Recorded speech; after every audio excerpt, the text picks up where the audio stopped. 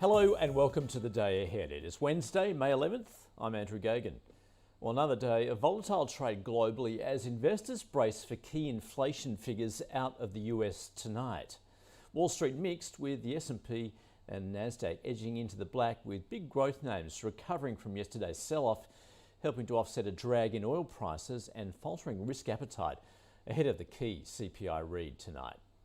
Well, banks were lower with the yield on the benchmark 10-year note tumbling from a more than 3-year high to below 3%. And CNN's fear greed index signalling fear is in the air, edging ever closer to zero.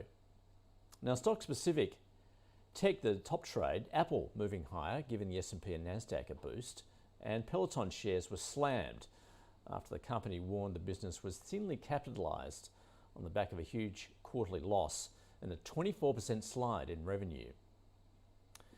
Well, getting to the pointy end of town, and the US dollar rose, holding near its two-decade high after the key inflation read tonight, or ahead of that tonight, with the CPI numbers likely to determine where the Fed takes its monetary policy. Forecasts are for the April Consumer Price Index to moderate at an 8.1% annual increase compared with the 8.5% rise seen in March. Expectations are completely priced in for another hike of at least 50 basis points at the central bank's June meeting.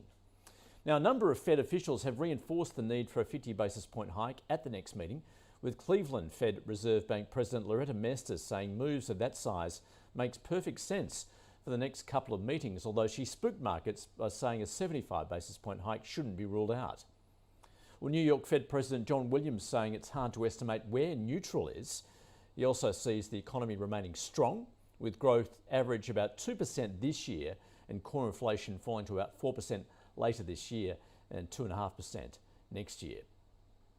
Well, the Aussie dollar consolidating overnight to below 69.5 has moved slightly higher since that point. A higher than expected US inflation read tonight could push the Aussie below 69 cents again. And trade between the US and China also in focus, as President Joe Biden has confirmed that his administration is considering removing tariffs on China, which were imposed by President Trump. This follows lobbying from business to get rid of tariffs to help ease inflation. And in cryptocurrencies, Bitcoin, having fallen below the psychological level of $30,000, regained some of those deep losses. Ethereum adding around 4%. So locally, the Australian share market will be looking for some direction today, with SPI futures marginally negative. Following the late fade we saw on Wall Street, a weaker global demand outlook continues to erode commodity prices, with recession risks growing amid ongoing concerns about COVID restrictions in China. Brent crude falling more than 3% to $102 a barrel, and likely demand destruction continues to push the iron ore price lower.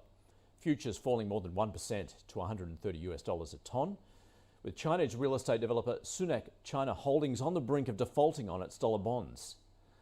And base metal prices were mostly lower, with tin down more than 4%. The gold futures price is off close to 1% at $1,841 an ounce. Finally, on the corporate calendar, NAB and ResMed are both trading ex-dividend. That is the day ahead. See you again tomorrow.